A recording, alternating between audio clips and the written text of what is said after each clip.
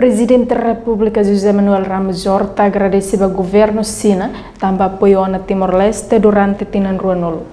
Presidente da República José Manuel Ramos Horta ratou assunto foi em reunião com o ministro do Negócios Estrangeiros China, Wang Yi, e a Palácio Presidente Nicolau Lobato Veropité de sábado semana cotu. Polia religião para relações bilaterais, relação bilateral na Betina Ruanolo e o presidente agradece o povo Timor-Leste apoio na China favorita e a Tina Ruanolo apoio bilateral e apoio multilateral.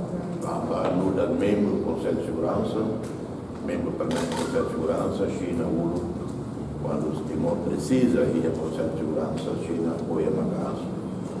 E se a participação direta e a classe que 2000 se coloca elementos de polícia, mas é a primeira vez que China participa da operação de paz.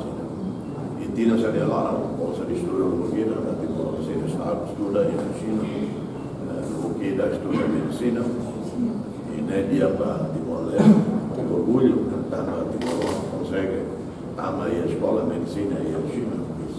Estuda a língua china e a nação Nemos afirma tem que aumentar a cooperação entre a nação Timor-Leste e China, Liliu e a área agricultura, também a nação China potência econômica da rua e do mundo. Reportagem Selfie na televisão Timor Post.